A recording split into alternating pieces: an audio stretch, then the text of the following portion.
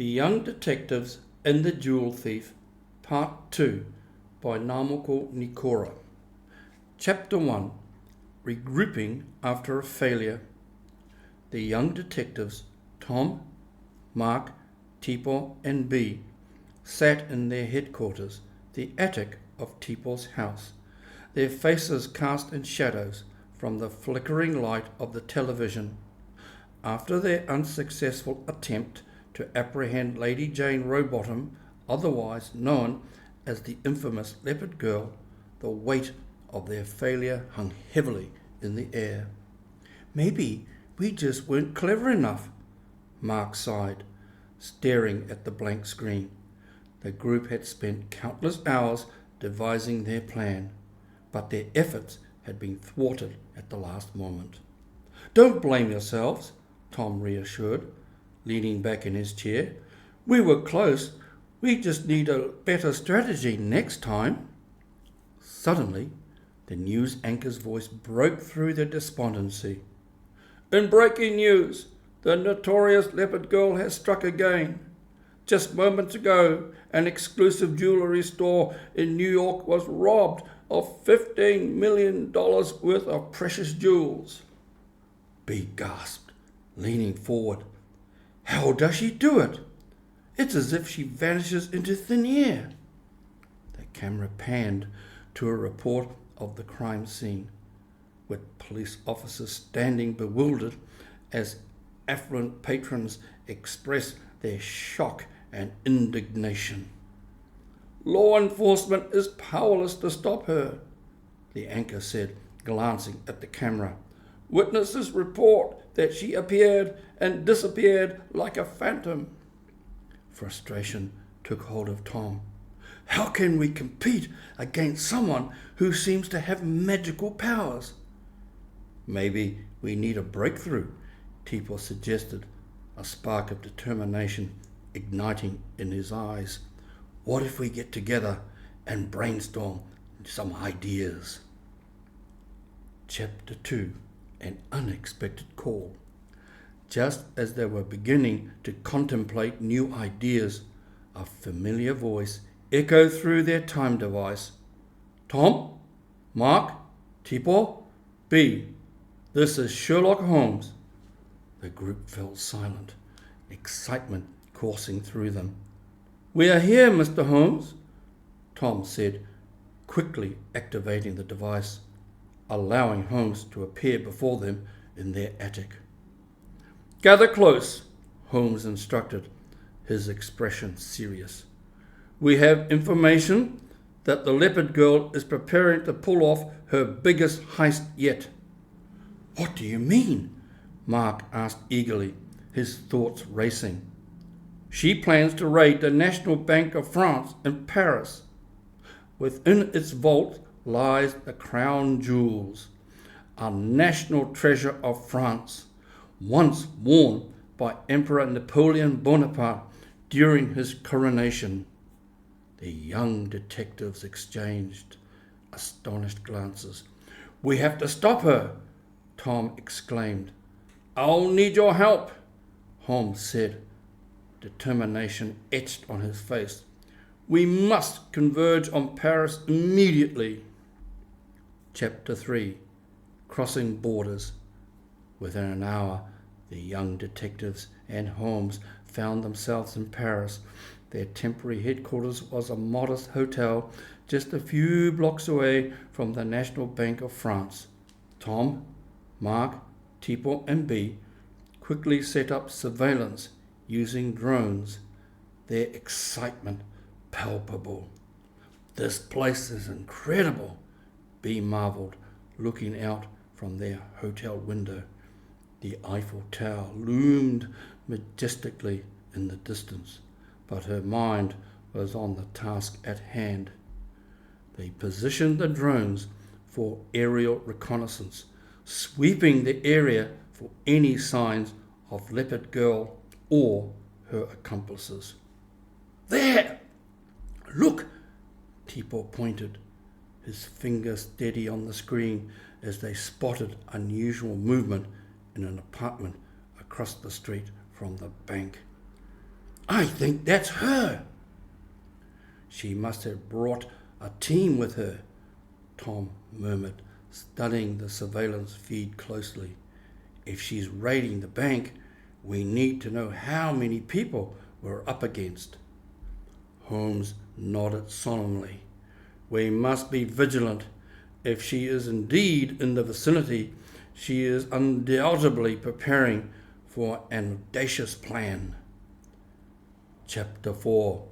The Heist Plans.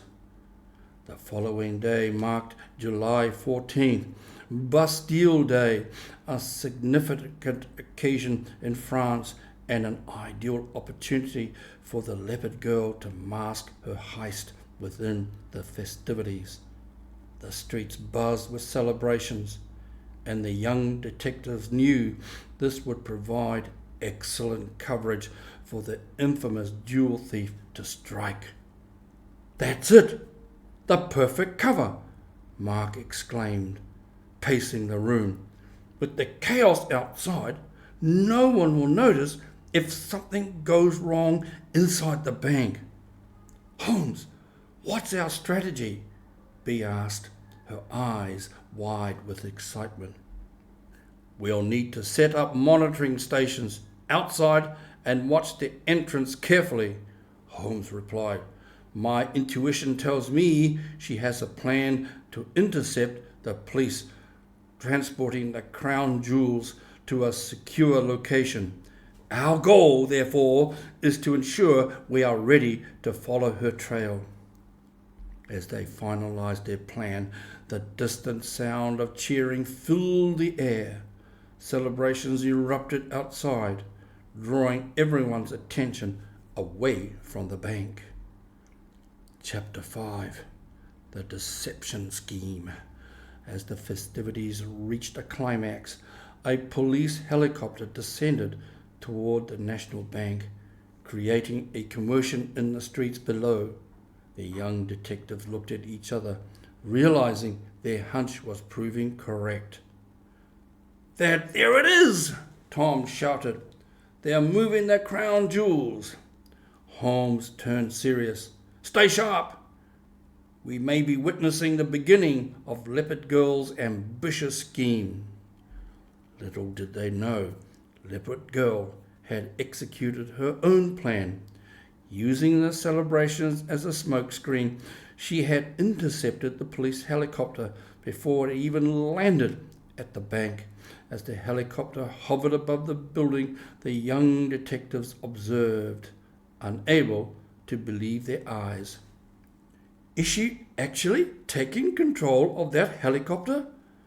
Tipo asked in disbelief. Holmes grimaced. "It appears so, and with trickery and deceit, she'll attempt to bluff her way through security." Chapter 6. The Crown Jewels at Stake. As the helicopter landed, Leopard Girl and her team of jewel thieves exited, cleverly disguising themselves as law enforcement for the heist. Unbeknown to the officers inside the bank, they were being set up for a grand deception. "They're going to get away with it!" Mark exclaimed, panic rising in his chest. Holmes quickly took charge. "We need to move. We cannot allow them to escape with the crown jewels." With urgency, they dashed from their temporary headquarters, weaving through the crowds, celebrating Bastille Day. Armed with their drones, the young detectives positioned themselves for an aerial observation as they approached the bank. Chapter 7. The Shock of the Heist. As they arrived outside the National Bank, chaos ensued. The police officers were blissfully unaware of the impending betrayal within their ranks. They stood guarding the precious crown jewels, while revelry inexplicably surrounded them. "We need to act fast," Tom said, scanning the area. "We can't let them leave the premises." Suddenly, a loud alarm blared inside the bank, sending a shockwave through the area. The young detectives watched in horror as the team of thieves began to overpower the police, taking control of the situation. And just like that, the crown jewels are in their hands, Bee shouted, frustration evident in her voice. There's no time to waste, Holmes barked. Let's split up. Mark and Tipo, head to the back exit, and Bee and I will go around front. They nodded, hearts racing as they executed their plan, determined to confront the thieves before they vanished into the night. Chapter 8. A chase through the city. As the gang sprinted through the streets of Paris, the young detectives quickly positioned themselves, attempting to track the gang's escape route. Suddenly, they caught sight of the helicopter lifting off from the bank rooftop, the crown jewels securely in their possession. There they go, Mark shouted, pointing skyward. They're escaping. Not on our watch, Tom declared, his determination unwavering. We need to get to the roof. They raced toward the neighbouring building, urgent footsteps echoing loudly against the stone floors. Reaching the rooftop just in time, they gasped as they saw the helicopter soaring away into the dusk. Holmes, what do we do? Tipo asked, frantic. We can't let her get away with this. Holmes, ever calm, pulled out the time device. While she may have escaped today, we'll use this to track her, learn from our mistake, and be ready for the next encounter. Chapter 9. A meeting at Baker Street. As the sun set on Bastille Day, the young detectives, along with Holmes, regrouped at 221B Baker Street. The mood was sombre, but their resolve hadn't diminished. She outsmarted us, Mark admitted with a sigh. It just doesn't seem fair. Bee chimed in. But we know who she is now. We can gather more intel on Lady Jane Rowbottom and track her down. Holmes nodded, pride gleaming in his eyes.